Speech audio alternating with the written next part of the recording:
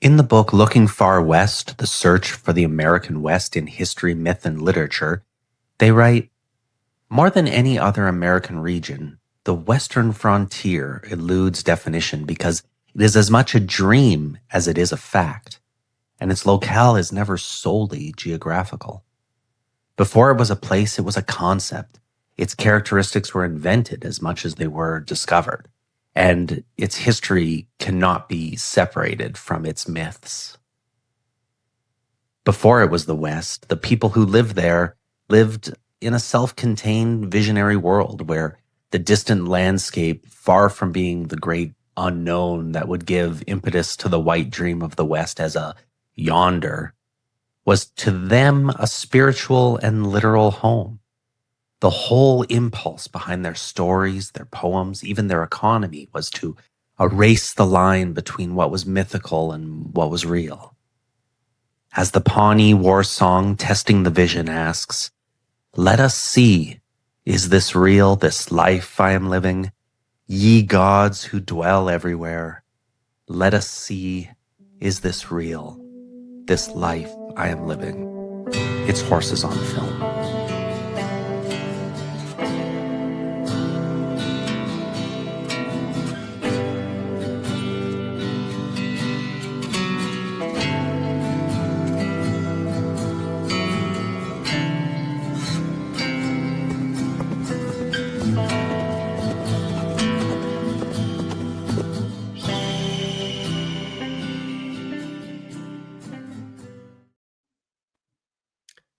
Howdy, y'all, and welcome to episode 9 of Horses on Film. This is the podcast dedicated to determining the top 100 Westerns of all time. And we're using as our guide the Indiewire list that came out in 2024. From there, we're adding, subtracting, reconfiguring, hoping to get a list that we can be proud of. So thank you for joining us once again on our little journey through the West here. And happy Groundhog Day. I think we're into February now when this airs. Let me bring in my guests, Dave and Scott. Dave and Scott, happy Groundhog Day. Groundhog Day. It's Groundhog Day. Did you see your shadow? I see my shadow every day, and I hide. Yes. Yeah. Probably. One of the things I want to point out, I'm watching the intro. I don't think we've ever said it before, but Cameron does the intro for every episode, and they're fantastic. And I'm watching this, and I don't know. I just finished the movie, and I'm full of emotions. That's right, emotions. And we got him. We got him in the opening. Oh yeah, no, but I don't think we've ever mentioned, like, Dave runs the production, and Cameron puts it together, and I just show up hopefully with jokes. So no, well, we appreciate it. We appreciate it. And yeah, thank you. Yeah, that one it was I was recording, and right in the middle of it, the laundry started going and water rushed down the wall, and there was all these noises, and I listened back. I'm like, I don't really hear those, so it must do a pretty good job filtering that stuff out. But anyway, yes, that fabulous. Is. I give it 5 stars. All the horses. Yes, all the horses. All the horses. Six for the shooter. If we honorary. Brandon's honorary system. Some of those shots are from A Duel in the Sun, or The Duel in the Sun, and it so many horses. I mentioned in the last episode too. I've never seen more horses between this movie that we're covering today and that movie. We're being spoiled, but it's all good. Last week we did Once Upon a Time in the West. And pretty good. It now it's number 2 on the Indiewire list. It's now sitting in the number 2 position for us. An average rating of 4.16 out of 20. What's number 1? What's that? What's number 1 for us? Oh, still Unforgiven. Unforgiven's hanging in there. I think it's a 4.25. So it's going to be tough to dethrone, but I still think it's coming. Yeah, me too. Yeah. This episode we're covering a very popular movie, and it's one of those ones we've talked about is the opposite of like the Baedekers, which are these small little contained. Even Rio Bravo was a small-ish. Unforgiven kind of comparatively feels like a small movie. This is a big epic movie. This is spans a great amount of time, traverses across this great American land of ours. How the West Was Won is another one, and I think it was one of his main inspirations. There's other ones that do this big. In your heart of hearts, is that what you're looking for, Dave, when you sit down to watch a Western? Is it these big adventures? Usually I prefer the smaller ones. Okay. That's been a pretty consistent thing, I think, as we've gone through the last 9 episodes. It has been, why is this movie not 90 minutes or less? Yeah. That has been my fairly consistent comment. Something to be said for those 78-minute Westerns that Bud Baedeker put out. How about you, Scott? What are you thinking?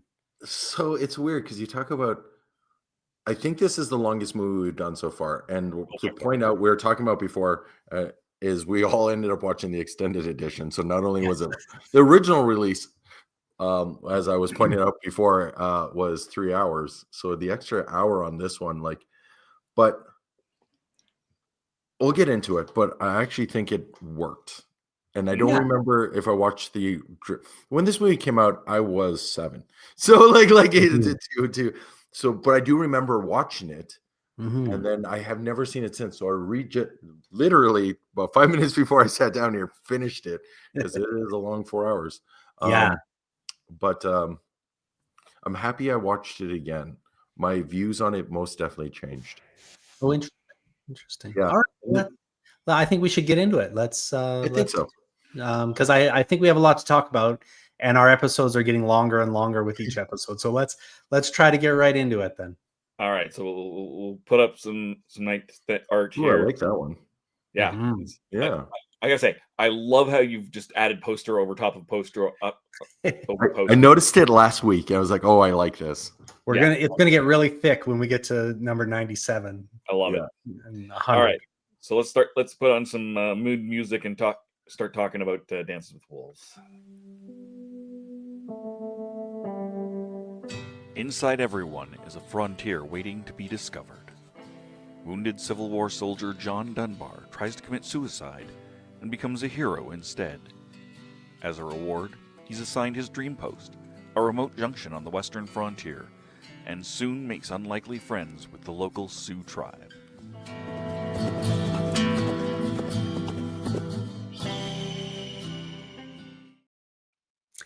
Yes, we're talking Dances with Wolves, 1990, directed by Kevin Costner. It was his directorial debut. Screenplay by Michael Blake, based on a novel of the same name written by Blake. It was Costner that said, "You're frustrated with this format of screenwriting. Make it a book. From the book, then we'll make it a screenplay," and it works, I think.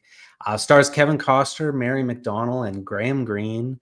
Shot July through November 1989 in South Dakota and Wyoming.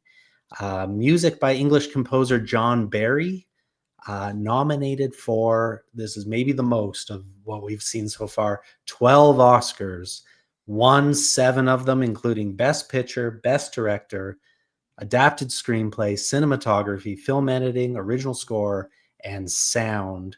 The list of awards and accolades has its own Wikipedia page because it seems to go on and on and on and on.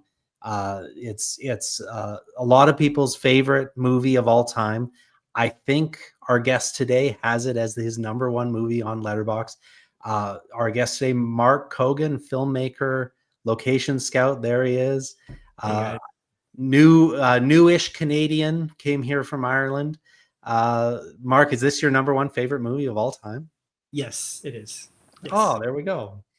That's fantastic. So did you see this in the theater as a I did not. I was 10 years old when this came out. I did not see it in the theater. I remember my sister did and came home raving about it. And but I was too young to see it in the theater, believe it or not. So I didn't see it until home video, probably a year later. I think, or 1991. I would have seen it for the first time. It had a big, as successful as it was box office. It had a huge home video. And was it a double VHS?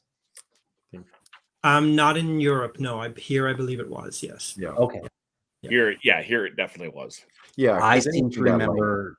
I 'cause seem to I- remember renting it, and it was a double VHS. Yeah.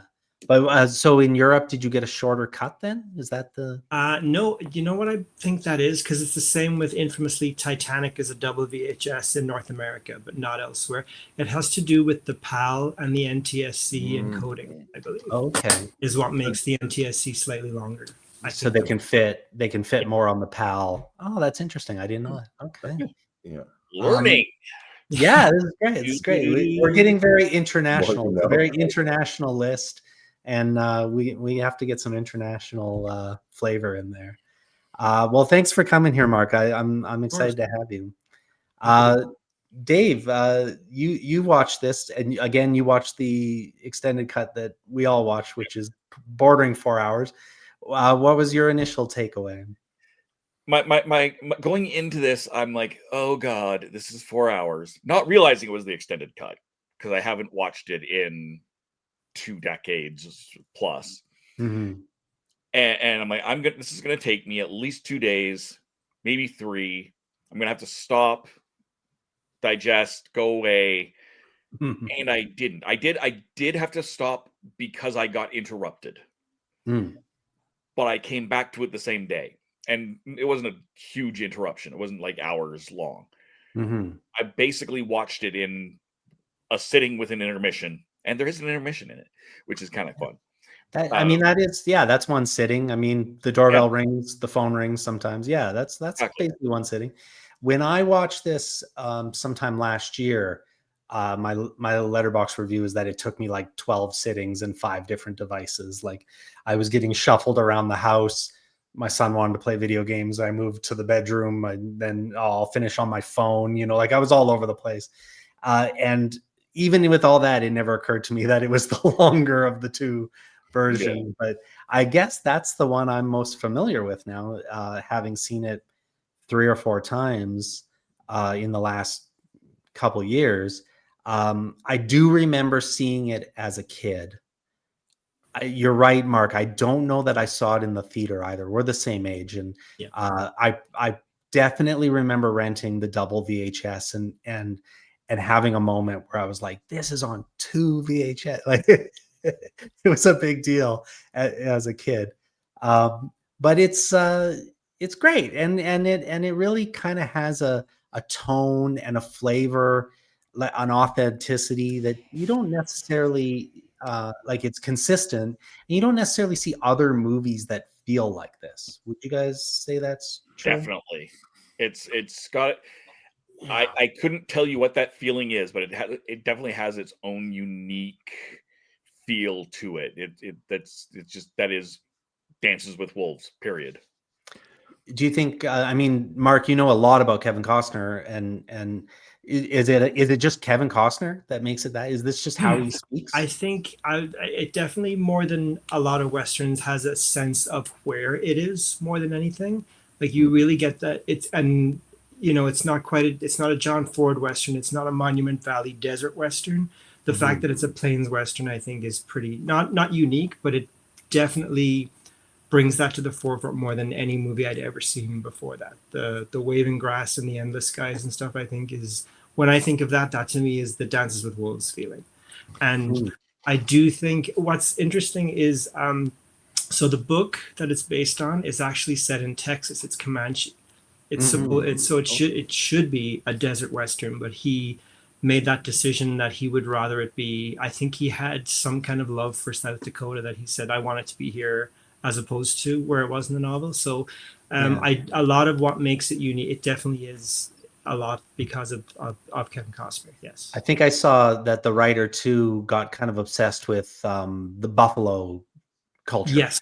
And these buffalo riders, and that probably pushed them in this direction too. And I don't think it's one of those things like we talked about the thicket switching from the Spanish desert to Calgary for like production reasons. I don't think it was production reasons. I think they really wanted this look. Yes, I think so. And it wasn't something that had such an enormous budget that they would have had the luxury to go anywhere they wanted. So I think it was definitely very specifically sought out. Yeah. It's funny, we talk a lot about, these when a movie, in Hollywood, the joke Mark and I always make is whenever something's shooting in Calgary, and things are shooting here constantly, people need to kind of know that, like, there's been film here since the 50s and it's been very constant. But whenever Hollywood comes to town, we make that joke a lot where it's like, oh, Hollywood, they'll get on the news and be like, Hollywood has come to town and Leonardo DiCaprio is doing his latest wilderness western in Calgary. Another sign of our growing film industry. Our growing film. I was waiting for the growing, because you hear that all the time. It's always growing. Yeah. But this one was literally, they went to like Pierre, and this is in the days where they're paying people with cash, and it was such a cultural impact that the bank was struggling to supply enough money to pay out all these people. Like it really, like, this is the story of Hollywood coming to a town and hiring everybody and renting every hotel room. And I'm from Southern Alberta, and so like it's weird because they're like doing like big open vista shots, and I was like, I think I used to walk past that on my way to school and or work. like it just, and you're talking about the desert setting, and I was like, I feel there's a scene where the buffalo get, the first time we get the buffalo, and they're all skinned, and they're sitting there, and you said the desert. I was like, the desert to me always feels like dead. Like that's kind of like it's, and so to put death on death with prairie, I always feel like it's struggling life. It's like a desert, but we have grass and stuff, and depending on what the weather does. And so for a Western, I always like it because then it feels like we're not in an environment that we know is harsh. It's up to something that isn't in our power, the weather. And I think that says a lot, and this movie uses it really well. Actually, I found myself really invested in this one. So you really get that strong sense of the frontier. Like, this is, not necessarily untouched land, but you're entering land where they haven't got a lot of visitors, and this is very limited contact with the white people coming in, and it's, I think it's summed up really well with the character, actually. I can't remember his name. I literally just finished the movie. I can't remember. The wagon guy he rides out to the fort with. Timmins, that's it. And so he talks about how he's a very unpleasant man and whatever. And but what caught me off guard was when his last words are pretty much, "Don't hurt my mules." And I felt that was a metaphor for like the land, which is like, it's going to come for you, but try to do your best to not hurt anything. Like it's such a weird, I found myself like, except for Spivvy, that man could go. But like I was happy when that happened, but I actually don't really like, everyone in this movie is great. Like I really enjoyed this movie a lot. And you can see it, and it's the care in it. It reminded me of, I had two thoughts, which is every time we refer to Avatar as Dances with Wolves in Space is too dismissive. Avatar is not that good. That's true. It's like, I was like, wow, that is. And number two is, it reminded me of Braveheart, which similar time, Scottish, not Irish, but that Mel Gibson comes in, directs, acts, does the thing, and then he does his Waterworld with the Patriot. I like Waterworld, but like I think Waterworld gets really like pooped on. But I really like this. I'm watching this being like, what happened to Kevin Costner that he has to do Yellowstone? Like this is good. Like, he got divorced. That'll do it. I think money happened to Yellowstone. Was a paycheck, I'm sure. So. Oh, sure. I mean, and it made a lot of money, and it's very popular. And he was probably thinking, I really want to do these Horizon movies, and I need to kind of get back in the. He's a little long-winded in what he does. So yeah, he certainly, and I think as a personally, I've never met him. Mark, have you met him? No. I've heard that he kind of speaks in a strange way, and it kind of carries himself in a strange way, but a good way, like a really kind of soothing, kind of calm way. I think he is a little bit long-winded in a way, you know what I mean? Like he's a little poetic, a little romantic. All of the movies he's directed, none of them are the magic 90 minutes. They're all considerably longer than that. And I heard a quote from him, I think it was after The Postman came out, which is a movie that I like very much. I know most people don't, but someone said, "Oh, why are your movies so long, the movies you direct?" And he said, "Not all stories can be told in the same amount of time." Sure. I think that's a really sensible way to, and he's right, because would a 90-minute version of Dances with Wolves be as effective? I do not believe it would be. No, and certain books, nobody says, well, War and Peace, like books are like, you're given extra love if it's a little longer or a part of a series or things like that, and I don't know if movies, because you do kind of have to, they are kind of a one sitting thing. You certainly in the theater, I think it doesn't get the same leeway that a book would. No, it's funny. We mentioned multiple sit-ins, and I breezed through this thing. I actually found it really, but like movies, like I bring pacing up a lot. Like every time I watch 2001, I watch in like 15-minute spurts. I'm like, it's so slow. I know, crucify me for that one if you want. It's a great movie. I enjoy it, but I can't. It is. It's great, and it is slow. Yes. Yeah, The Longest Day, the John Wayne World War. It was The Longest Day when I watched that, but I enjoyed the movie. That's just, but like in chunks. This I found myself glued to, and I'm sitting here thinking, what did they cut for the theatrical version? That everything, like, I assume it's the Vista shots and all this stuff, but I found that really charming and helped the story. And I feel like watching a lesser version, or a shorter version would be a lesser version of this movie.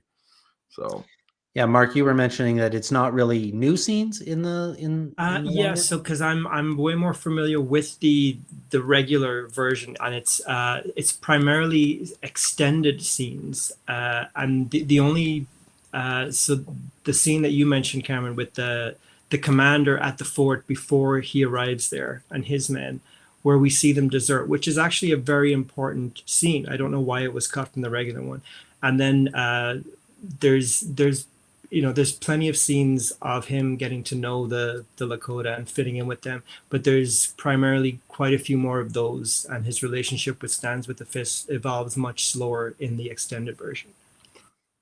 That's mainly what it is. Slower.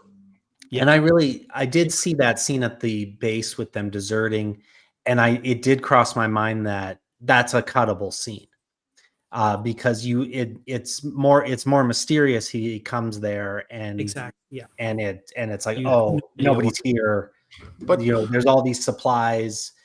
These deer were shot, not like obviously they weren't wanting for anything, but they left here for some reason. But wouldn't that then, I think we naturally assume then that it would have been attacked and they were killed, but then the bodies whatever. There would have been bodies. Yeah. I like the idea that the army has given up on us. It feels like, and so we're going to give up on the army and go. And I think that helps tell the story actually. Mm-hmm. Like it kind of lays the groundwork for what John is moving into. And I feel like whoever that commander was peering out through the cracks of the thing had possibly lost his mind. Like I feel like there's a little bit of prairie madness when you involved in. You see that in the first major we see too, right? Yeah, Maury Chaykin. Which I like him a lot, and that whole scene was so weird, and then it caps off. I felt that was fast, actually, to go from like to that was a very surprising. It's pretty shocking. Yeah. And And also, actually, Mark pointed this out prior to us starting record. With him dead and with Timmons dead, that's the clue. And this never occurred to me anytime I've watched this. That's the clue that nobody really knows that he's out there, that he's at that post, and he's waiting for reinforcements to come, not knowing that the people that sent him out there and the people that took him out there are all dead. Yeah. That's a very good observation that had never occurred to me in the few times I've watched this. That's cool. I like it because then it kind of he is free in a weird way. Like he's making his own destiny. He doesn't know that he's been kind of like unchained from this like apparatus, and he's so far away from what would have been Western culture, Eastern Europe, Western European coming over, that he's his own, and you see that between Two Socks. I want to say Cyril is the horse. Cisco, that's it. Cisco. And then you get this dance, metaphorically and physically, I guess, in a weird way, with nature and him, and he's fighting, and he's getting back to his roots, and he's anxious. He wants to be out there. They talk about that. He's like, no, I want to be out there. I want to see these things. Mm-hmm. And it feels like it's expectations versus reality, the movie. And I really enjoyed that. I think it's something that more movies could do better. And some movies try and just fail, but I think this one, I kind of want to watch the shorter version and be disappointed. I feel like I already feel I'm going to be disappointed. Yeah, you mentioned Avatar, and sometimes Fern Gully is the other one, and that actor that plays Timmons was in both this and Fern Gully, which I thought was. I didn't realize that. And Murphy Brown, he's great on Murphy Brown. That's where I recognized him from. Actually, oddly enough, I was like, hey, it's him. Stands with Fist was the president in Battlestar Galactica. That caught me off guard. He was, yeah. I saw she that. Had the same hair, I think. So I don't think she had done much prior to this. I think she was kind of an unknown face prior to this, other than maybe like theater and. I think she gets second or third billing too. So it's like they respected who she was. I do appreciate there was one thing he mentioned that like he didn't meet a girl, he met a grown woman. You know, she's older than him. It would have been a very easy Hollywood thing to, you know, Pocahontas, that, you know, a little, you know, it is sort of strange that it's a white woman. It's another, you know, white woman in the living among the native stories. Sometimes this gets a criticism as being like a white savior movie. It gets brought up mostly by people that haven't seen it in a long time. Do you see it as that? I understand that it's not from the point of view of the natives as much as it could be. But he doesn't really save them in any way, shape, or form. And if anything, they save him. Yeah, I was like, it's like a rescue job. Who rescued who? Yeah, I can see why people who haven't watched it or haven't watched it in a long time would make that criticism. On the surface, that's what it looks like. If you watch, you know, a trailer for it, that's probably what you would take away from it. That was my impression before coming back into it. Mm-hmm. I really thought it was going to be more of that. Yeah, when you watch it, absolutely not. After Blindside, I think there's this is nowhere near the Blindside or that whole like Dangerous Minds stuff. This is quite the whole time he's writing about, and the narrative parts when he's like, these people are awesome. I hope they like me. Like this is, but if they don't, bummer. Kind of like it's like this is like there's a respect and a reverence, and then literally in the end they save him. And that's on the girl thing. When he's washing his clothes, he talks, the whole song he's singing is about meeting a girl, and then eventually he meets a woman, and and when you hear her backstory, how she got her name, what is like, no, it's not just a woman, it's a strong, like this is someone who they respect, and has come around. Like I think the white savior thing, it gets thrown around just to dismiss, and I don't feel it's fair to apply that to this movie. Mhm.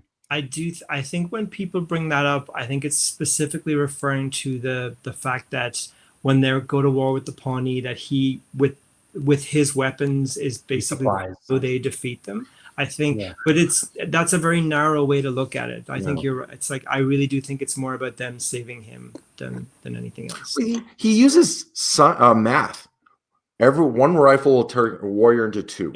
You're right. Yeah. Like, and it's just tools. If you get mad at me because I use like I give a sword to someone and they use that sword, it doesn't mean I'm saving them. I'm giving you the tools to save yourself. He's empowering them in ways that the people that were attacking them were fairly powerful too. You know, Right. Scott, you mentioned the voiceover. Is there, or like him kind of narrating? Mark, is there a version of this without voiceover, or is the voiceover kind of throughout every version? No, it's always been there. Yes, yeah. Okay. I did read it when it was being developed from the book to the screenplay that I think Michael Blake couldn't make it work without the narration. I think I read that somewhere once, and for me, that's one of my favorite things about it. It makes it so personal. Like you're just like you're there with him. You're thinking getting his thoughts the whole way through is one of my favorite things about it. How personal it is. I think without it, he'd be talking to the wolf. In order to get those thoughts and feelings, and I think my favorite parts of the voiceover are when we see him actually writing. And when he mentions, he's making the doodles, and when he's talking about Graham Greene and how much he really likes that guy, and you can see him actually write it. My least favorite part of the voiceover is when the book's not present, and there's a few moments where he is narrating, in those moments after the book has fallen into the hands of the army, but before it comes back to him, kind of thing. There's a few moments where I'm like, oh, I wish there was no voiceover in this section, or maybe even early on to when he does his Civil War suicide attempt, and then when that first bit of voiceover where he says, it turned me into a living hero, and they've given me this horse and all these things. I feel like maybe that. So I could see people hearing that part of the voiceover and then turning on it and not liking it. That opening sequence is easily my least favorite part of the whole movie. Yeah. I'm still not sure I understand it. Mm-hmm. Like I don't get why he's trying to kill himself and then why he's a hero because of that.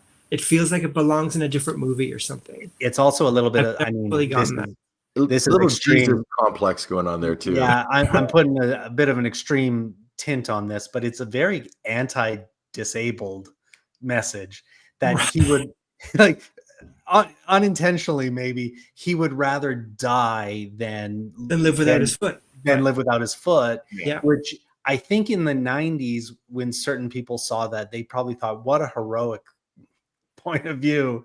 Probably. And that's maybe you're right. It's the weirdest scene. It opens the movie, and it takes a while to kind of get away from that, but it does kind of put a weird taste. And if anyone says, "Oh, that movie doesn't age well," which I think it does age very, very well.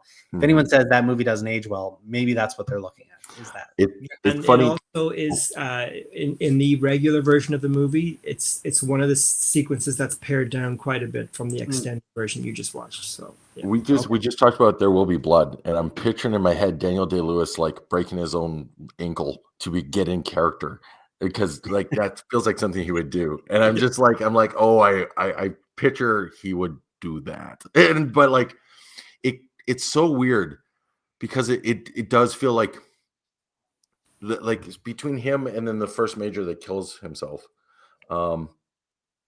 Different movie. Like really does. Like it doesn't fit. It wasn't until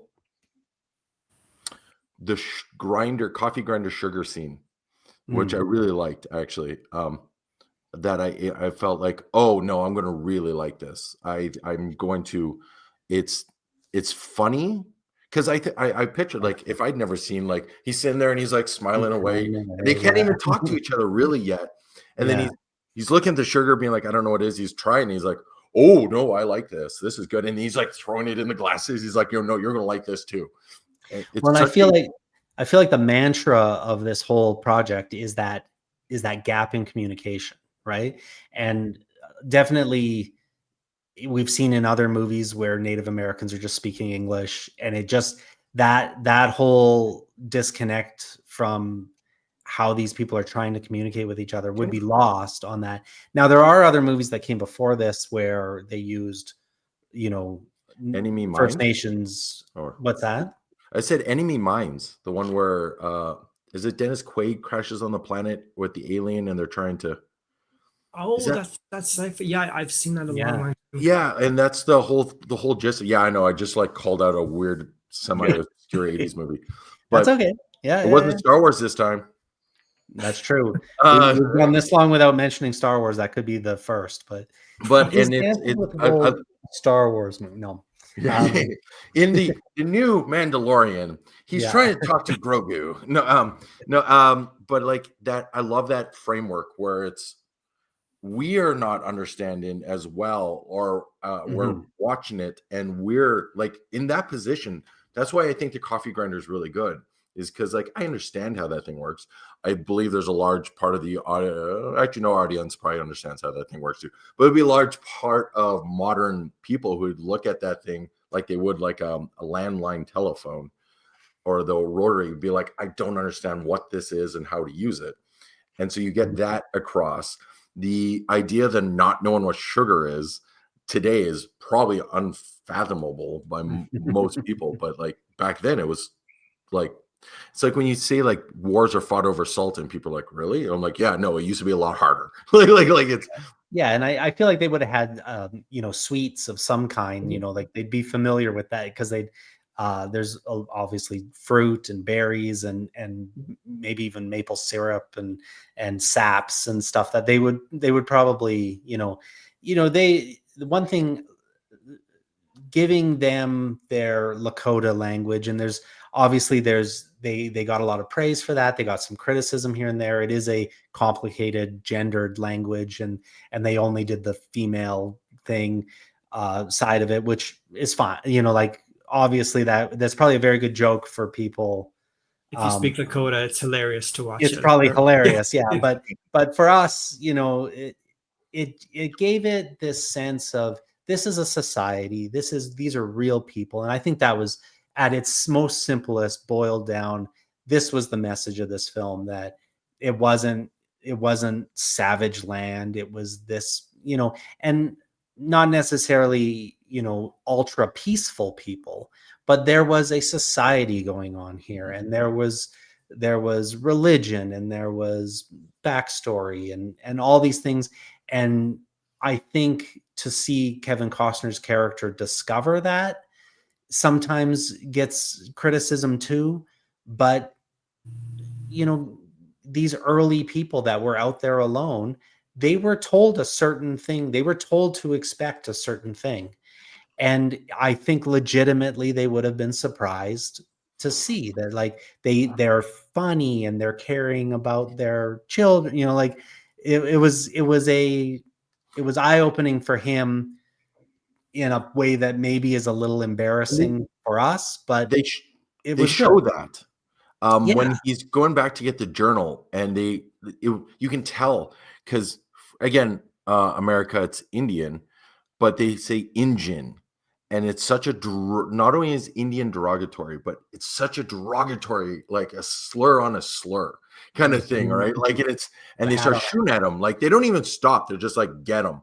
And that, I think, that's his, because we spend 3.5 hours, we'll say 3 hours minus the beginning, where we're really in that culture, we're really learning, and all of a sudden, oh yeah, there's this other culture that's invading this territory, really, and we get this harsh reality of it again, and it feels kind of like Blazing Saddles, where it's just like, let's point out that these people are not great, and it's done in a way that I felt worked really well.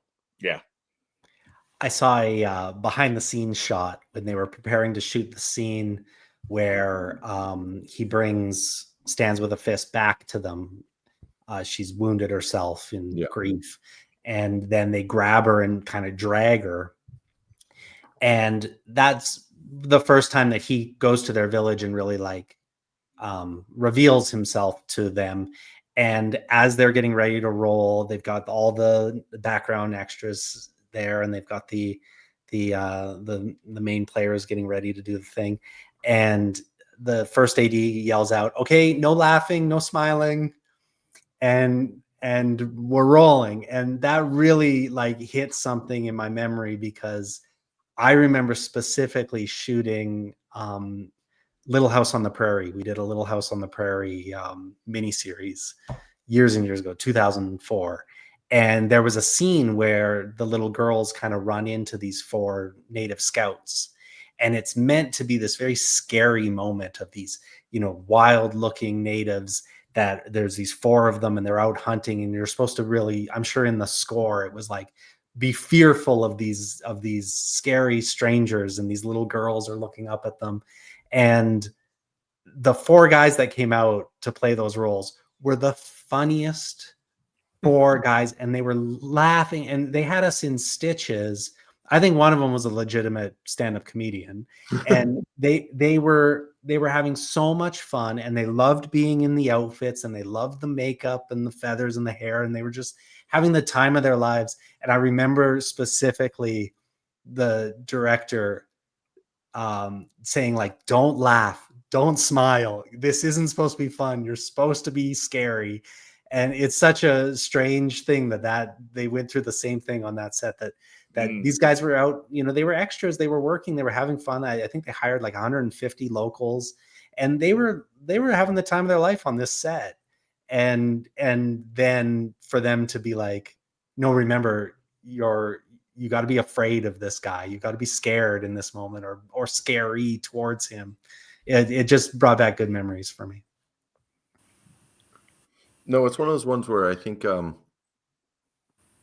we like any chance. My partner's Métis, and she watched the last hour with it. She got home today, and I turned and I asked, I'm like, "Is this like culturally? Where do you see that?" Like, because I'm, you know, sometimes I'm an ignorant white guy. I get it, but she's like, she's watching. She's like, "I don't remember it being like this kind of like."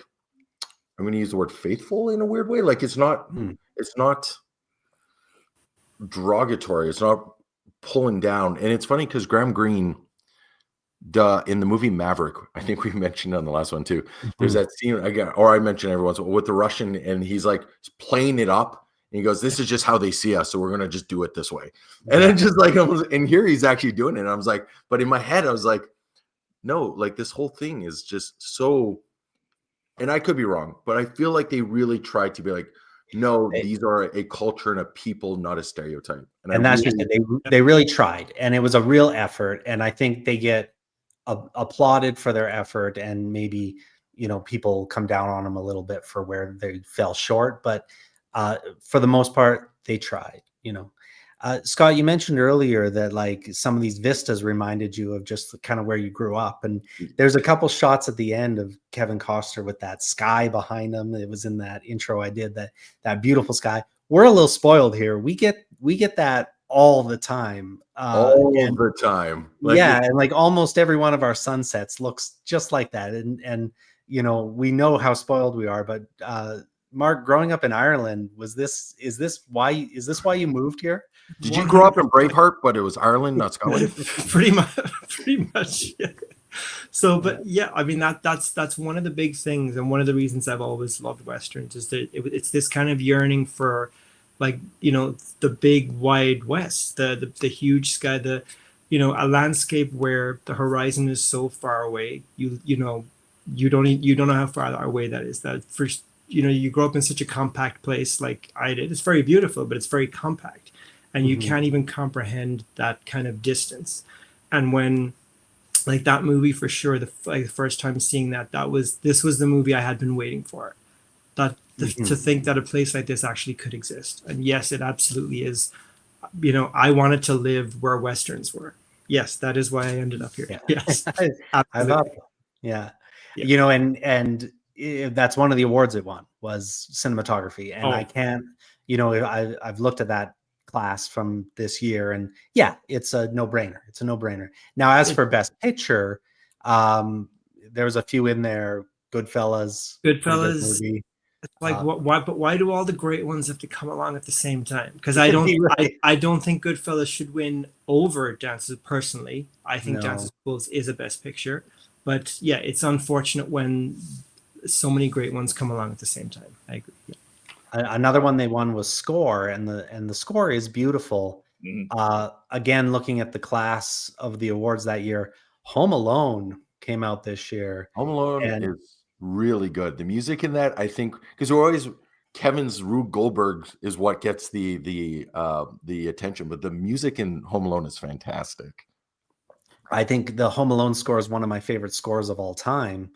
I would agree. But I do think this one, like in terms of the perfect score for the perfect movie, I think this one, even though it's as John Barry music goes, it's borderline not original. Like he had a very distinct style, and he was known for what we say, recycling, borrowing from himself quite a bit, because what is John Williams though? Sometimes and James Horner, all the greats did it, but that one in particular, people play Out of Africa all the time and say, oh, there's the theme from Dances with Wolves. So like no, it's because you can hear where they would almost just flow into each other without really noticing. But I do think it's distinct enough that he deserved the award. I really do believe that. Well, when I think of a Best Picture, or let's go with Best Picture, I think of everything coming together perfectly. And one of the things you guys are talking about, the score, and it didn't stand out to me both ways. It didn't, and because every time the music kicked in, I was like, no, that's the right music for this scene. This is paired correctly. This is scored spot on. Like, it's not with a lot of the movies I like, music stands out. A lot of Trent Reznor, Atticus Finch, or Ross Finch's To Kill a Mockingbird. But I can tell it's their music. My partner and I play a game of is it Trent or not when music comes on, because it just sounds like their stuff. This, every time the Vista came in and the music came in, I was just like, I'm soothed. I'm in for this. This is if it feels like it's all one and the same, that the music couldn't exist without the image, whole the image couldn't exist without the music, Yeah. then that it sort of does its job. That's sort of the cast and crew are firing on all cylinders. They're all on the same page. They're making this movie, and it's just working. And kind of what I said. Positively. Kind of what I said about the tone being so consistent. I really feel, and maybe that's the mark of a Best Picture, because we have a few, I think, on this list. There's 2 or 3 of them. I think it's that singular vision, and this is a movie that feels like a singular vision, that Costner had this thing to say, and everybody got on board, and they wrote it right in a perfect synchronization. Yeah. And it's impressive that it was his first directorial, like, Absolutely. it was what now? Yeah, and then there was a little concern. I imagine it's probably what made it a little hard to raise money for.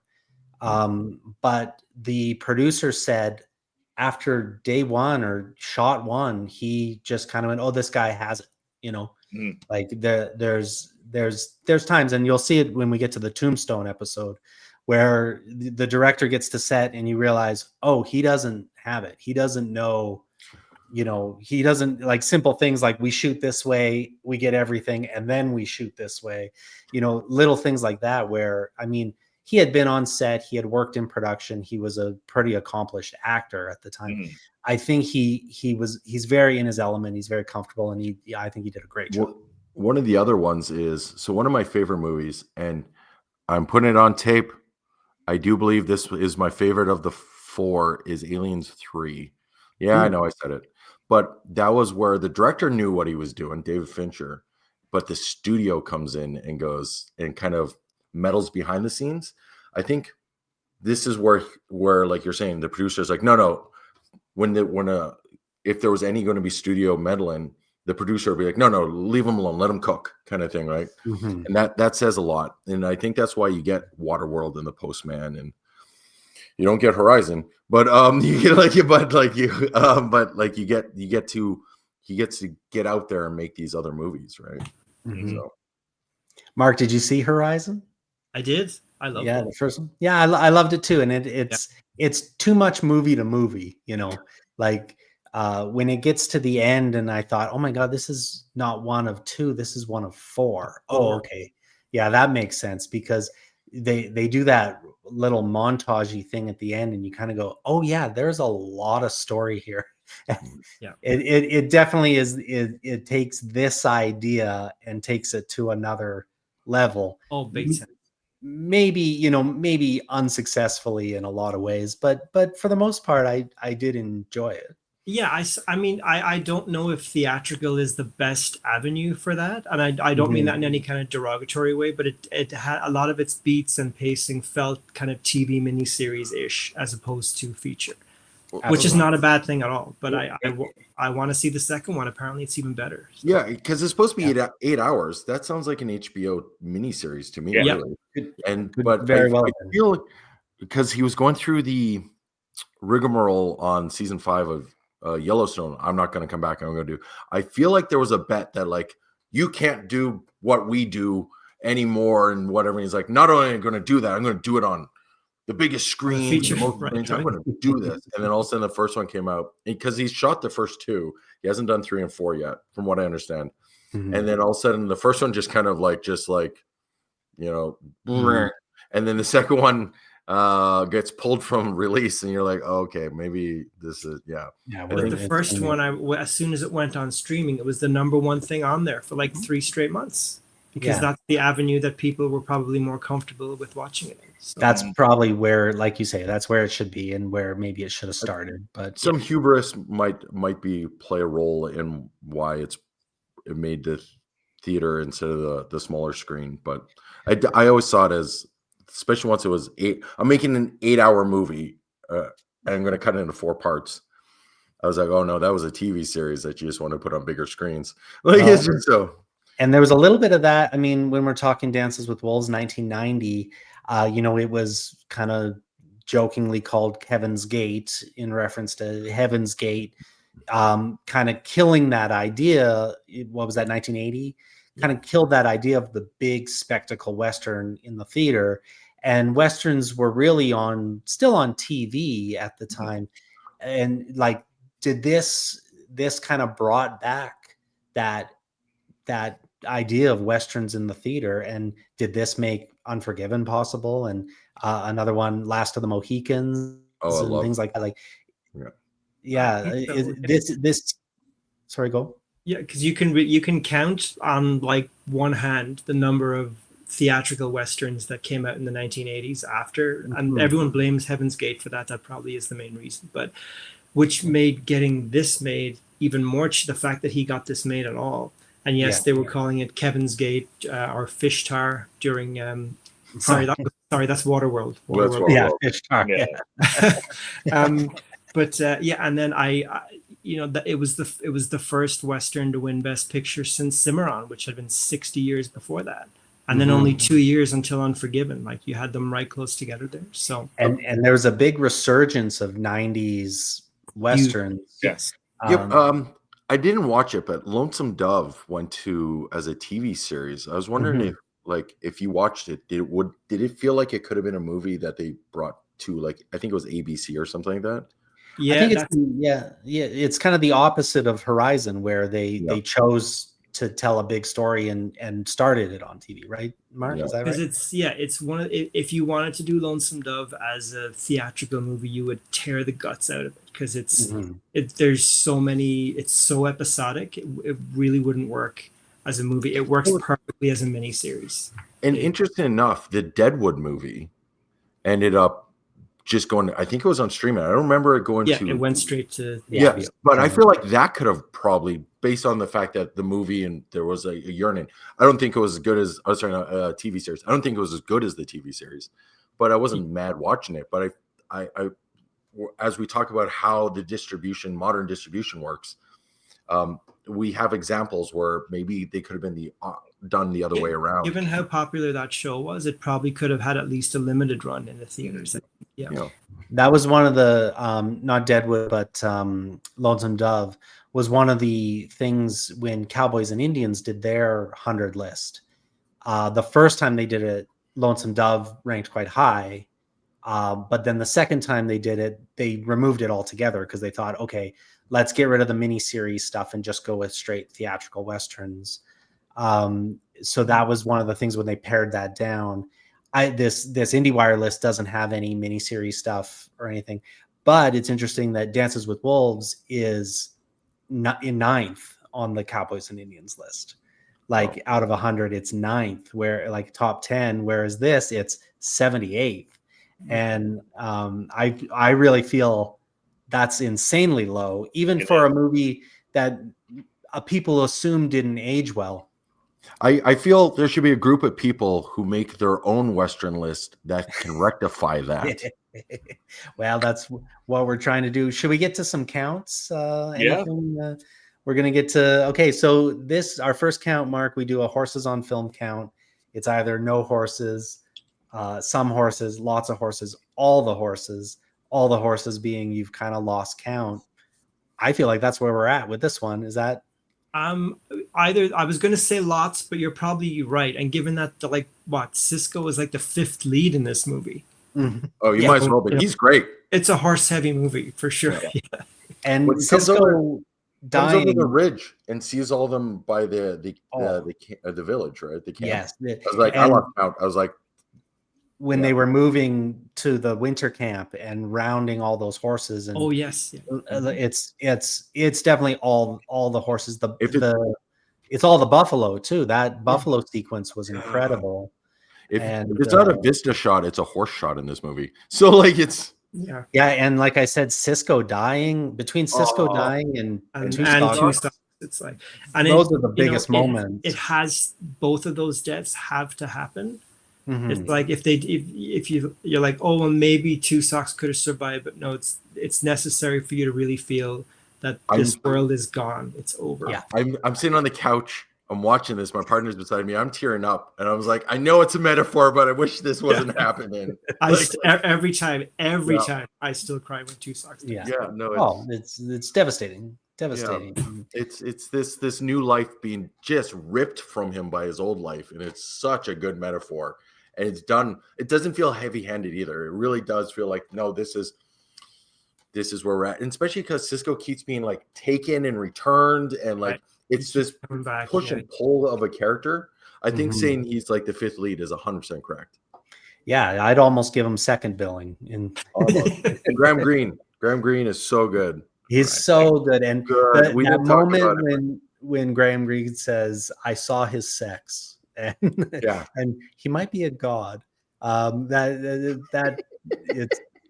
It stands out. That's amazing. It's amazing. Yeah, we joke a lot about who we've lost based on this, but I think Graham Greene might be one of the ones, maybe the top of the list for me at least. Yeah, as we were prepping this, he passed away, and that one hurt.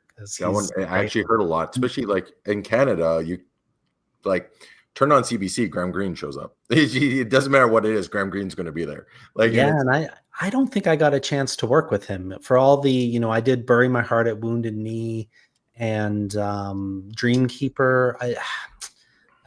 I'll have to look, but I don't. Maybe that'll be in my mistakes on the next one. Maybe I did work with him, but I don't specifically remember meeting him or having a moment with him. I feel he's the kind of guy that if you met him, you'd remember. Yeah, probably, and which is too bad because one of absolutely my favorites. So yeah. Okay, so we're at all the horses, Dave. You think all the horses? I think that's a good, because that's kind of our tiebreaker when if things in ratings, all the horses pushes it ahead of things. So that's great. as far as I'll just run some stats on the bison, there were 3,500 bison in that scene. 20 wranglers, 24 stunt riders, 150 extras. 2 of the bison they got from Neil Young. They were trained. There was 1 animatronic bison that cost $250,000, and I saw them in the behind the scenes footage just throwing that animatronic around in hilarious ways. It's worth watching that behind the scenes. I'm picturing Bruce from Jaws, but like a buffalo instead. Almost, but just imagine it like sliding down a piece of wood and crashing into the ground. It's really great. And one of the buffalo or bison, the one that charges at the Smiles young boy, smiles too much, obsessed with Oreo cookies. All you need to do is open a pack of Oreos and he'll charge at you. So that, as far as training, very good. There was 2 wolves used. This has kind of been said a million times, but they used 2 different wolves. Now I've shot with wolves even recently, and it's tricky. Wolves are very, very tricky to work with, and they're very food motivated. And you do have a very small window of time that you can get usable footage out of wolves. So I think that probably took, I mean, he's pretty heavy in this. 2 Socks is in a lot of stuff. And I think that probably took a lot of budgetary. He's very food motivated in this as well. So that probably. Yeah, probably. And one heck of a dancer.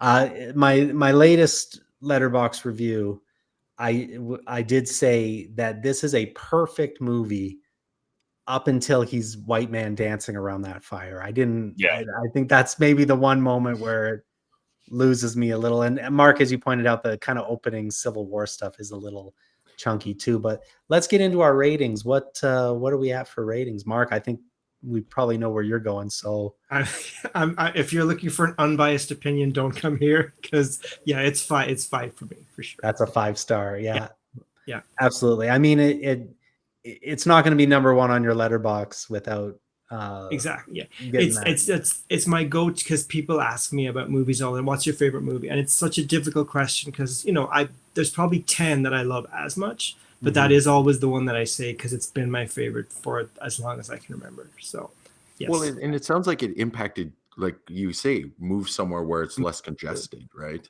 Yes. Like that to have a movie have that kind of impact says a lot. Absolutely. How about you, Scott? You just I want to hear Dave's first. I already have going to Dave. Okay, going to Dave. So when I first watched it, I gave it 4 stars. Now that being said, I didn't realize I was watching the extended version, right? And was already mulling over, having watched other shows since that time, because I had access to this one earlier, so I watched it a little bit earlier. I think I'm giving it 4.5. It's going up. I'm going up. Going up. All right. Like I agree. I wanted to watch this again. I just don't have 4 hours to set aside to do that. This was a 5 in my books, and but like I feel 4.5. Not because I want to give it. I feel at 4 hours, even at maybe 2-3 hours, it's a hard recommend for a lot of people. Mm-hmm. I think if you love film, this is an easy 5. Easy 5. It, like we're talking in the award section, everything just gels. It works. It does. I didn't mind the dancing around the fire scene, mostly because, again, the narration explains that he's trying to get back in contact of where the scene where he's sleeping. I couldn't sleep in the village that night after they attacked the other settlers, I guess. Says that there's like, that's him grappling. But then I actually don't. It's a 4.5 for me easily, and it's only because, again, I feel like it'd be easier to recommend the theatrical cut, but also I feel like you would see lesser movie for that. And perhaps, we mentioned maybe before we started recording, but Costner wasn't involved in the longer version. he was busy on other shows, and that was something they put out as a commercial endeavor to get it back in theaters, and kind of in lieu of a sequel. Although Mark pointed out there is a sequel book, which you said is pretty good, Mark. Yeah, it's pretty good. I don't like the ending of it. It's kind of a shock value ending, but story wise, it is pretty interesting. Yes, yeah. But yeah, they said they would never make a sequel movie. Yeah. So in lieu of a sequel, they kind of put out this longer cut. Finding that out makes me think of Forrest Gump, because Forrest Gump had a sequel, and everyone's like, the sequel book isn't as good, so we're not going to shoot it. Not saying I think this movie's better than Forrest Gump. Well, Forrest Gump, which also won Best Picture. Yeah, that one. Tom Hanks carries that movie. Yeah, I said it. But yeah, Cameron, what do you give it? Well, that's, you guys were at 5. We got a couple 4.5s. I think I'm at a 4. I've rated this 4 several times, and now knowing that I was watching the extended cut, I am curious to see what a shorter version looks like. The only scene I saw where I thought, oh, you could have cut that, is that scene at the fort where the army deserts, and apparently that is cut out of the shorter one. Again, it's good with it. It's probably great without it. It's probably great with it. Like I just I don't really have any complaints. Everything I thought it was, it kind of wasn't. Yes. My preconceived notions of like, oh yeah, I saw that as a kid, it's probably this. It wasn't that at all. And it really kind of, I mean, you've made fun of me for how I romanticize the West. It romanticizes the West. It does. It definitely, I mean, my intro video is about the line between myth and reality. It definitely walks that line of myth and reality. That said, I think it has this authentic tone. I think they tried to do something special with this culture, and I think they succeeded in many, many ways. I think it's definitely not less than a 4. And so I don't know if it's a 5 for me, because it's not the type of Western I crave. That's I didn't bring it up. I had it as a note, which was the movie we've reviewed so far that I think this is There Will Be Blood, which is, when we think of a Western, and I brought this up on that one too, we think of black hat, white hat, this town isn't big for the both of us, outlaws, we're putting a posse together, we're going to go around. That's not what this is. That's happening somewhere else. This is another, just like There Will Be Blood this is happening. That stuff might still be going on, but we're telling this story, which is about, this Confederate, Civil War Northerner, lieutenant trying to, especially because he has to go there, like that was part of it. I get to go wherever I want. I want to go see buffalo, and I want to go see the prairies. This feels, again, like this is a Western. We always talk about what is a Western is. But this is a Western, but again, it's not that like the black hat versus the white hat kind of thing. And I really appreciated that. Well, it's really that frontier. It's that exploration out into the frontier. And for anyone kind of craving that feeling, nothing gets it better than this, likely. Yeah. Yeah. I picture the scene when they're first going into Deadwood, the TV series, where you're not, and they first show that, and there's that sense of awe and wonder of what comes next. I get that a lot in this movie. One of the books I'm reading is the journals of Prince Maximilian of Wied. It's a great big thick book that we use as research a lot for the kind of early days. We had it in our office on the Revenant and a few things. The idea, it was this prince who was a naturalist and interested in animals and plants and cultures. He did an expedition in the 1700s, and he brought along Karl Bodmer, who was an artist. And the two of them set out kind of in the same path of Lewis and Clark, and they set out to find these cultures knowing that their time on this earth were limited. Oh, And they really wanted to document, and the Carl Bodmer paintings, I mean, we use them as research on almost every Western we do. They're so precise and beautiful and colorful, and they really get out to some of these First Nations cultures in the moments before they're touched by the expansive West. And watching this, I mean, I've been reading that book for a long time and marking it up, and I'm trying to adapt it into a screenplay. But watching this, I was so shook by the idea of A, I'm going to have to not copy everything they've already done, and B, these really are, that idea of making contact, that maybe not first contact, but early contact with these cultures. It's so important, and it was such an amazing moment that we may never see again. There's very few untouched places on this planet at this point. It's such a special thing to have documented at the time. It's such a special thing to have record of at all. Interestingly, Prince Maximilian of Vide's first expedition was to Brazil. And as he made contact with all these cultures, but as they were leaving, the cultures were like, no, you're food. Why are you leaving? Now we eat you. And he barely escaped with his life, and most of his crew was killed, and he almost got none of his specimens or samples out of there. So when he decided to go west again, it was hard putting together a crew because his first experience didn't go great.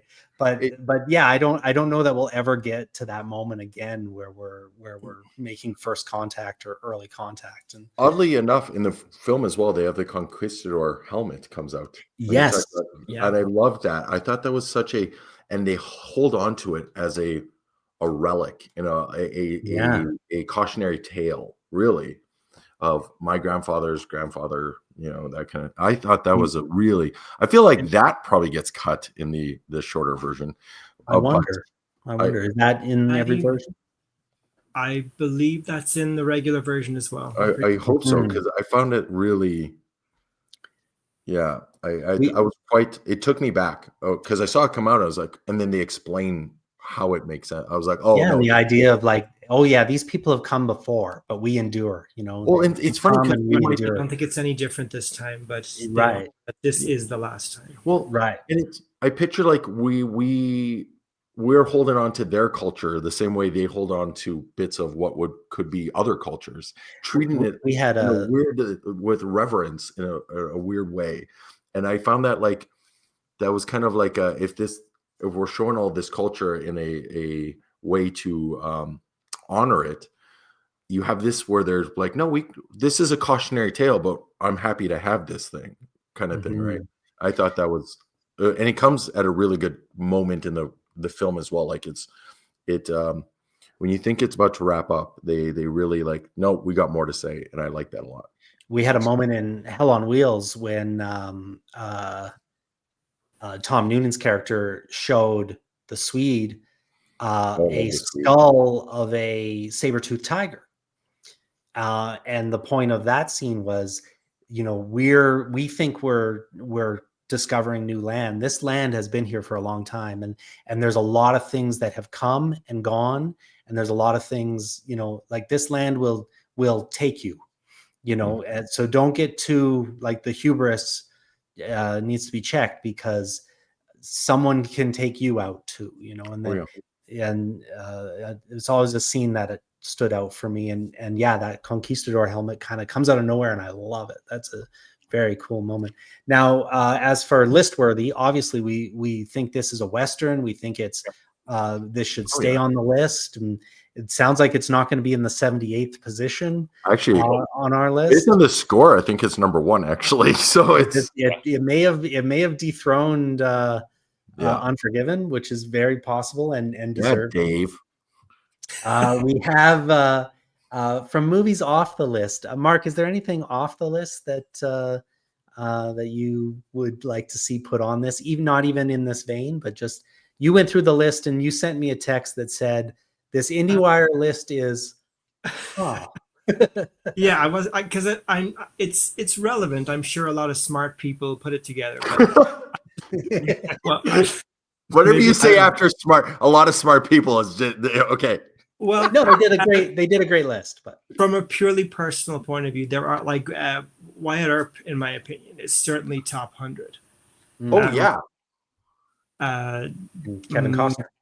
Well, yeah, no bias, of course. But, Yeah. but yes.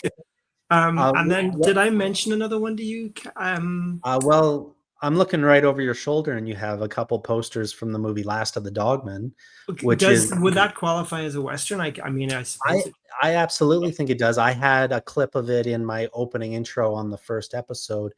I think it was shot here, so I'm a little biased towards it. Yes.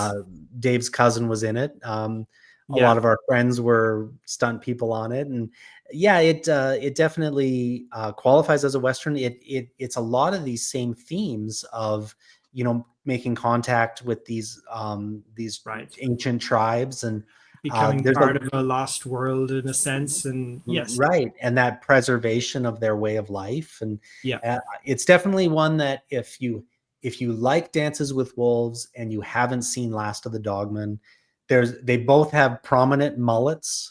You know, it's that same era of 90s mullet. So I think it definitely is a worthwhile and great movie. And it's definitely a romanticized version of the West, which the only place in my life I allow romanticism or sentimentality is movies, which is why I do love that almost as much as I love Dances with Wolves. So yes. We weren't sure you were Irish until that sentence. So there it is. Yeah. I was like, where's the Yates or something like that. So. A couple others I was thinking of. Last of the Mohicans we mentioned, and I cannot believe that's not on there. No, it really is. Michael Mann and Daniel Day-Lewis. I'm like, how is this not? Yeah. That said, is it a Western? Because it takes place in Albany. Well, it's about Native Americans from that time period. So that was the West at the moment. I think it'd be like Eastern. Yeah. Well, Eastern Western. It'd be like There Will Be Blood. I love, you mentioned romanticism. I love when there isn't. For me, a Western, again, Unforgiven scores really high. The Proposition scored really high because I like it when it's man versus the environment, or PvPvE in game terms, I guess, where it's we're against each other, but also the environment is this, you know, from the top rope comes, you know, drought. But like it's I think The Last Mohicans is one of those where it's a Western, but it's not, you know, good guy, bad guy, either side of the okay corral, let's do this. Like, and right. It is much more complex. Yes. Yeah. Another World, or the New World, Terrence Malick. A similar thing, again, not as Western, more the John Smith side of things. Right. And that's one of the, like, it's a very beautiful film. It's not very accessible. If that makes sense. It's like, which is kind of common for a lot of Terrence Malick's. I was going to say that you just described his whole filmography. More of a right. Okay, well, I'll say in my top 50 movies, there's about 4 or 5 Westerns. One of them is not on this list, and it's a Terrence Malick movie, Days of Heaven. I was going to say it, Days of Heaven. Yeah. Is that a Western? I mean, how is that not a Western? It's maybe 20th century. Yeah. But I'm shocked that it's not on this list, and I don't know that I've mentioned it yet. It's you know, similar setting to this, certainly a prairie setting, and very much so, and very beautiful, and maybe not as accessible. You're right. I would say that's one of his more accessible movies.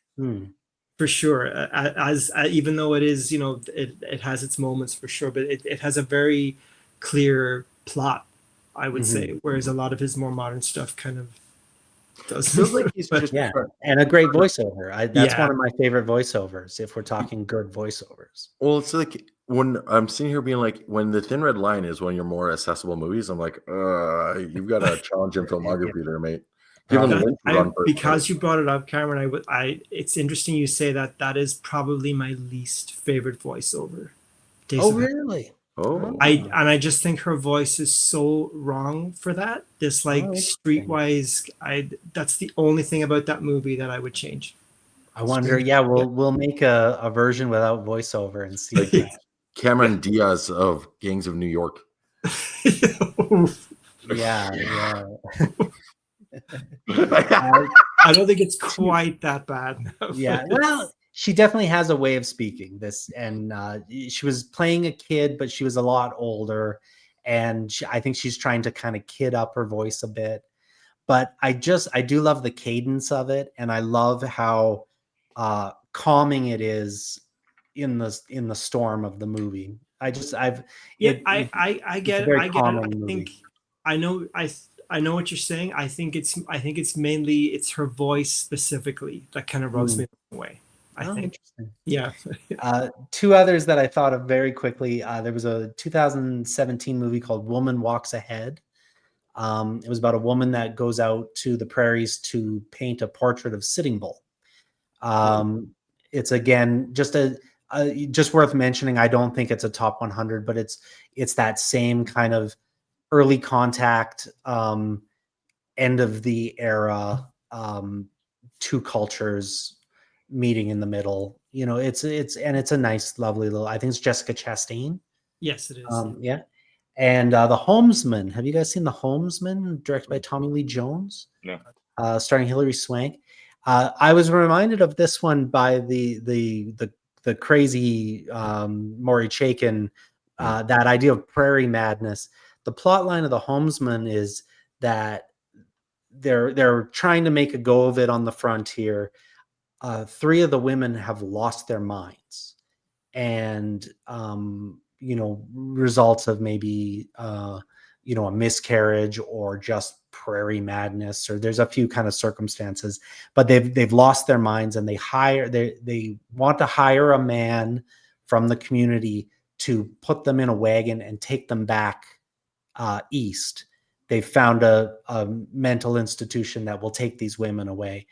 Incredible cast: Hilary Swank, Jesse Plemons. Is it William Fincher? Yeah. And Tommy Lee Jones. Hilary Swank is a strong, independent woman out on the prairie by herself. None of the men will take these women. She volunteers to do it. And then along the way, she picks up Tommy Lee Jones, and the two of them take these women back. It's devastating. It's very good, very well shot. And he kind of plays with this idea of how the prairie, how being alone out there can kind of drive you crazy, which I think they were up against a lot in Dances with Wolves. Definitely. Yeah, we're all a little mad up here. So It's a valid point. Yeah. There's a reason why we're out here. All right. I think that's all for that. I'm going to quickly mention next episode. We're going to number 51 on the list. 1959's winter western, Day of the Outlaw, directed by Andre de Toth, starring Robert Ryan, Burl Ives, Tina Louise. It's 92 minutes. It's free on Tubi and Plex, at least in Canada. This is spoiler alert, this is one of my favorite westerns of all time. It's one of the ones on my top 50 list. It's a winter western. It's bleak. It's almost noir.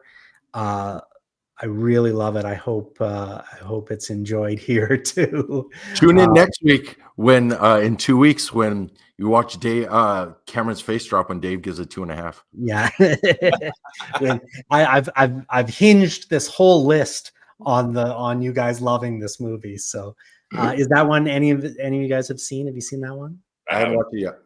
I've never seen it. If it's on Tubi, I'm definitely going to check it out. Well, you got 2 weeks. You got 2 weeks to check it out before next episode. So, yeah, it's definitely one of the Tune in to watch Cameron cry. No, like it's I'll be so sad if no one likes it. It's based on a book. I'm currently reading the book too. No, you said noir, and I was like, okay, that's a genre I'm in for. So it's very tense and taut, and Burl Ives is incredible in it. It really is cool. Okay, let's talk about quickly, Dave. Where can we find you? What's going on in your world? Oh, all the things all the time. Sundays all over YouTube. Yeah, all over the YouTubes. Sundays you can find me on Spill the Geek T at Spill the Geek T1. Tuesdays, The Legend of the Traveling TARDIS, talking about Doctor Who. First Thursday of every month, along with Cameron and Scott. YouTube.com/@Happiness Patrol Show, where we talk about something that makes us happy, and that something is Star Wars. For the first season at least. But will the second season bring? You'll just have to subscribe to find out. And in between all that, you can find me at the Rat Hole DOTCA. That's the rathole.ca, but YouTube does not like URLs in their URLs. And that's right. And Scott, where are you in this world? Breakfast Scotch National, like always. Pawn and Pixel we have something cooking. We're going to film it in December, and then that'll start going up in January. We're also cooking. I'm hoping to get Dave and Cameron and maybe even Mark to come out. And we got something working on in the behind the scenes along these lines, but no spoilers yet. So I'm looking forward. I'm slowly putting that document together. Mark, where do we find you? Where do you find me? Instagram at SkymanBlue. It's my primarily just photography, but also tracking down movie locations when I'm in the right place for that. That's really cool. And on Letterboxd. Oh, I forgot I was. Yeah, that's right. Yeah. That's Letterboxd, which I only recently went back on there again. So yeah, Mizzen Man is my username over on Letterboxd. I want to give a special shout out to your Instagram because it's easily one of my favorite Instagram accounts in the world.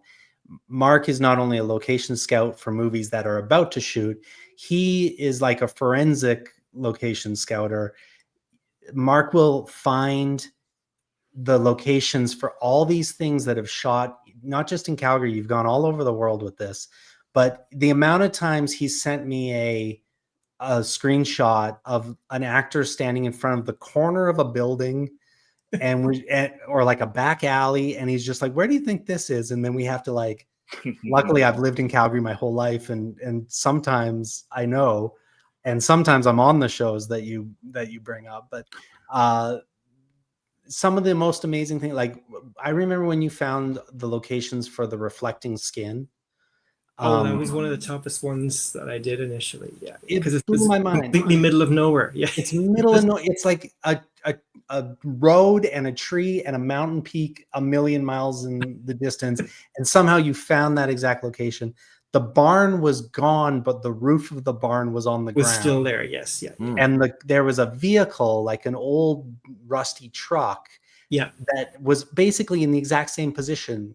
It was just turned the other way for some reason. Yeah, but from still there. Yeah, like 40 years later. I don't know how you do it. It's amazing. Sounds like Picture Butte. Yeah, so like Southern Alberta, you just summed up in a whole sentence. Pretty much.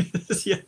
It's amazing. Incredible. I mean, Mark, you grew up in Ireland on the other side of the world. You've easily seen more parts of Alberta and Calgary and BC than any of us combined. You've gone all the way to the Arctic and, all through the States. It's wonderful to watch. I love it. Also, based on when you zoomed in there, if I'm correct, you fought Freddy Krueger as well.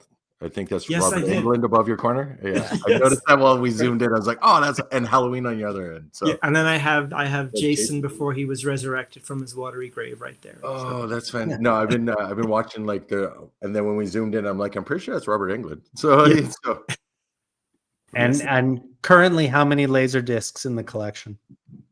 Laser discs. Whoa! For the kids at home, this is just what I have at hand right here. I'm gonna say 500.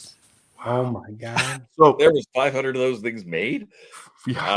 For the people probably- at home, Laserdisc is like a really big CD or DVD in this case. Yes, Yeah. exactly. Yes. Yeah. And every now and then you got to flip them. It's great. Every now and then. Yeah, you got to that's a perfect opportunity to go get a snack as well. So, Intermission.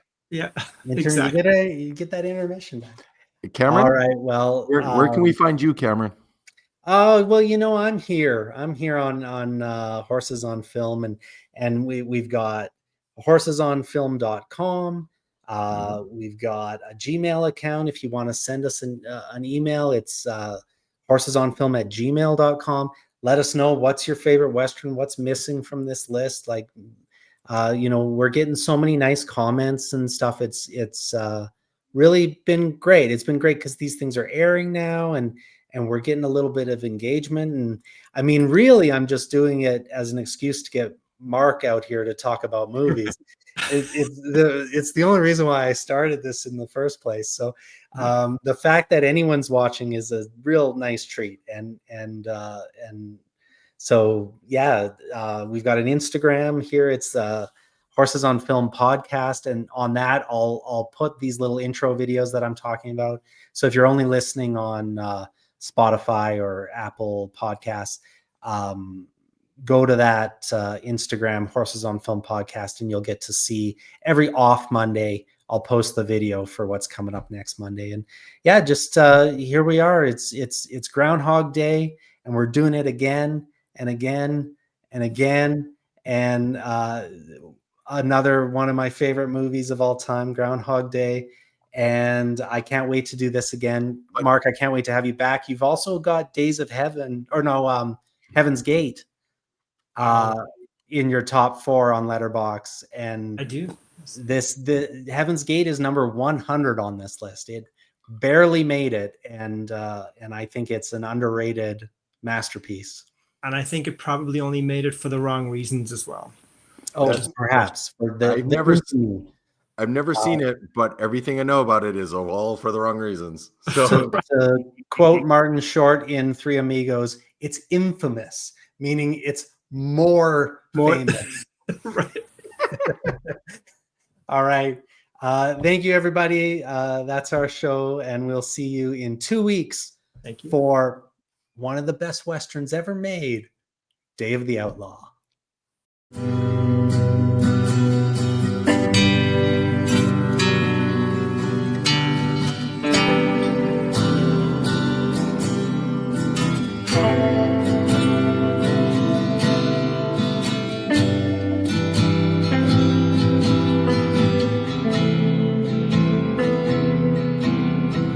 Thank you.